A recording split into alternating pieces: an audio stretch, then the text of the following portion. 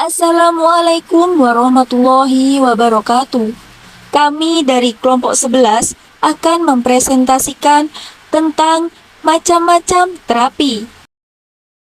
Dengan mata kuliah pengantar psikologi, macam-macam terapi dibagi menjadi 3. Terapi behavioristik, terapi kognitif, dan terapi humanistik. Oke, langsung saja. Terapi behavioristik.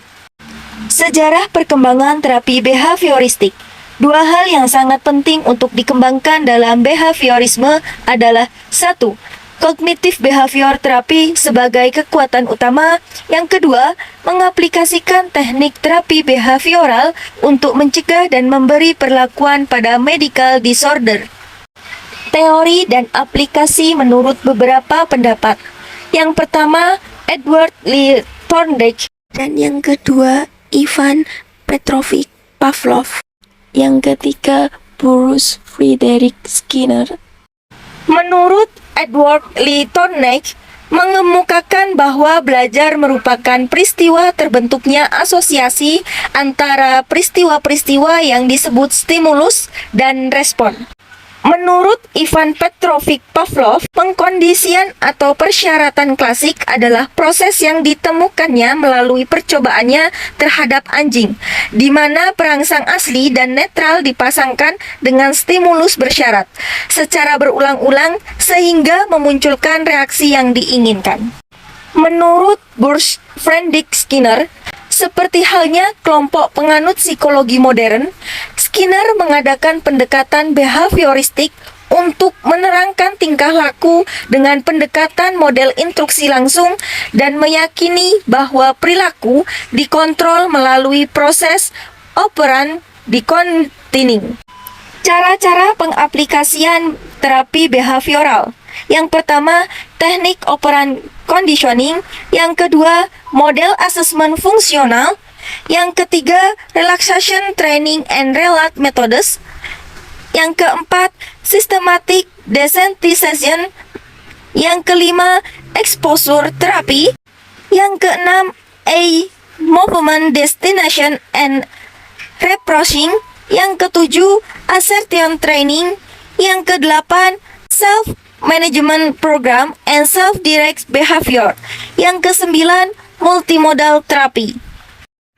Terapi kognitif secara perkembangan salah satu bentuk konseling yang bertujuan membantu klien agar dapat menjadi lebih sehat, memperoleh pengalaman yang memuaskan, dan dapat memenuhi gaya hidup tertentu dengan cara memodifikasi pola pikir dan perilaku tertentu.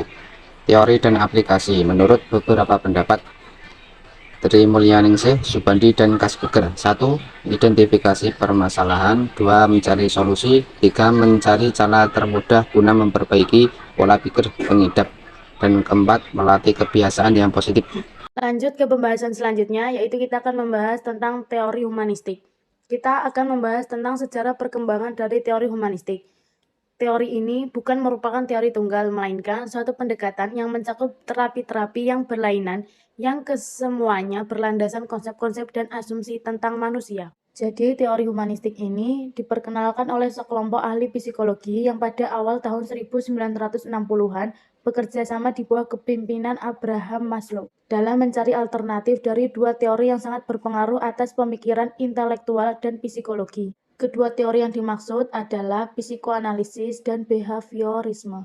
Pendekatan humanistik dalam konseling menggunakan sistem teknik yang bertujuan untuk mendekati konseling. Lanjut pada teori dan aplikasi terapi humanistik. Yang pertama, kita akan membahas teori dari Arthur Combs. Combs sendiri memberikan lukisan persepsi diri dan dunia seseorang seperti dua lingkaran, yaitu besar dan kecil, yang bertitik pada satu pusat. Yang dimaksud di lingkaran kecil adalah gambaran dari persepsi diri, dan yang dimaksud dengan lingkaran besar adalah persepsi dunia. Yang kedua, kita akan membahas tentang teori dari Abraham Maslow. Maslow mengemukakan bahwa individu berperilaku dalam upaya untuk memenuhi kebutuhan yang bersifat hierarkis. Kemudian lanjut ke teori Karl Marshall Roger. Menurut Roger, guru diharapkan untuk berperan hanya sebagai fasilitator yang baik. Jadi, adapun strategi yang mesti dilakukan oleh guru dalam menerapkan pembelajaran humanistik sebagai berikut. Yang pertama, merumuskan tujuan belajar yang jelas. Yang kedua, mengusahakan partisipasi aktif siswa melalui kontrak belajar yang bersifat jelas, jujur, dan posesif. Yang ketiga, mendorong siswa untuk mengembangkan kesanggupan siswa untuk belajar. Yang keempat, mendorong siswa untuk peka berpikir kritis. Yang kelima, memberikan diri keleluasaan mengemukakan pendapat. Yang keenam, guru memberikan keadaan masing-masing siswa apa adanya. Yang ketujuh, menawarkan kesempatan kepada siswa untuk maju. Yang kedelapan adalah melakukan evaluasi. Jadi cukup sekian. Terima kasih. Wassalamualaikum warahmatullahi wabarakatuh.